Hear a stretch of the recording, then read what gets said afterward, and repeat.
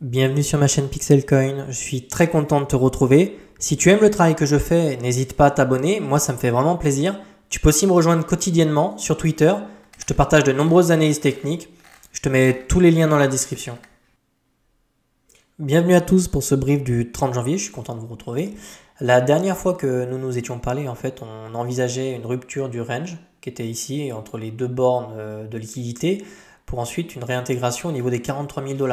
C'est exactement ce qu'on a fait. Pourquoi on avait envisagé un retour sur les 43 000 $? Pour une bonne raison, c'est qu'ici sur la carte des liquidités en un mois, on avait repéré des poches de liquidités importantes en fait qui s'étaient formées de 41 000 jusqu'à 45 000 $. Donc ici on est vraiment venu vider le train, on est venu chercher tous les gens qui étaient en train de shorter le marché et on crée de nouvelles poches en fait autour des 39 000 $ ici. Donc j'ai tendance à penser qu'ici, une partie du train s'est vidée, il nous en reste encore un petit peu ici. Donc on pourrait vraiment venir faire une petite extension, chercher les 45 000 $. En règle générale, sur des vagues correctives, on reste en dessous des 0,5%. Donc ici, on est vraiment venu chercher les 0,5%. D'ailleurs, on est venu les chercher à deux reprises. Si on regarde ici au niveau de la... Je vais mettre mon petit aimant. Ici, au niveau de la dernière résistance, on est vraiment venu mécher au-dessus à deux reprises. Donc on est vraiment venu chercher les stops ici. Si on casse les 0,5 et qu'on vient chercher les 0,6, pour moi ce sera un petit peu les deux dernières targets pour envisager de nouveau une reprise, une dynamique haussière. Pour l'instant, j'ai toujours tendance à penser qu'on va venir chercher les liquidités qui sont plus bas. Celles qu'on a vues d'ailleurs sur la carte des liquidités, sur 3 mois, on a quand même pas mal. On a des liquidités sous 39 000, on a des liquidités ici sous 36 000. Donc je serais quand même étonné que le marché ne vienne pas les chercher, d'autant plus que ici on a un funding malgré tout très positif, on a des intérêts qui s'ouvrent. D'ailleurs sur tous les intérêts qui se sont ouverts ici, on n'est pas venu complètement les clôturer. Donc il y a encore matière à faire. Idéalement en fait j'aurais aimé qu'on trouve un bottom avec un funding négatif ici pour vraiment épurer les choses, venir même peut-être chercher tous les stops qui étaient ici.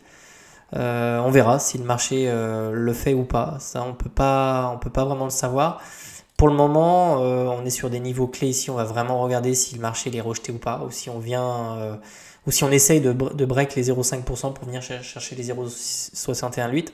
Auquel cas, si on venait à construire quelque chose au-dessus, on pourrait très bien aller chercher les 49 000 $. Personnellement, c'est pas le mouvement que je vais privilégier, mais c'est possible.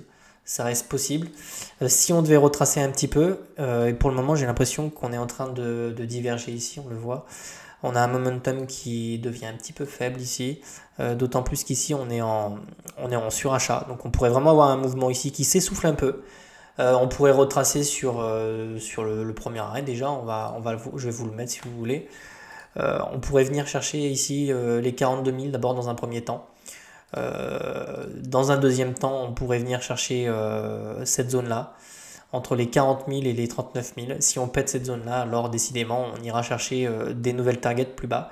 Et on pourrait avoir une espèce de vague corrective, en fait, avec des sommets descendants comme ça.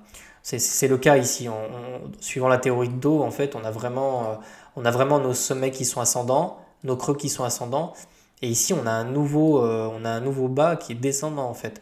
Donc ici, on viendrait poser un sommet descendant, on inverserait la dynamique haussière et on viendrait chercher des targets plus basses. Mais c'est pour ça que c'est important ce qui se passe en ce moment. On va vraiment regarder ce qui se passe. Tant qu'on ne retourne pas cette dynamique, on ne vient pas poser comme ça un petit bottom, hop, qu'on revient casser ici. Pour moi, la dynamique, pour le moment, elle est toujours baissière. Si on invalide ça et qu'on commence à faire des creux ascendants, qu'on vient casser ici, qu'on vient casser les 0,5%, avec une structure comme ça, j'envisagerais alors des targets à minima les 49 000 $. Voilà pour l'analyse technique de la journée sur Bitcoin. J'espère que ça vous a plu. Si ces petits formats vous plaisent, n'hésitez pas à me le dire. Si vous voulez que j'analyse d'autres crypto-monnaies, eh bien, n'hésitez pas à le mettre dans les commentaires. Je vous souhaite de passer une agréable journée et à bientôt.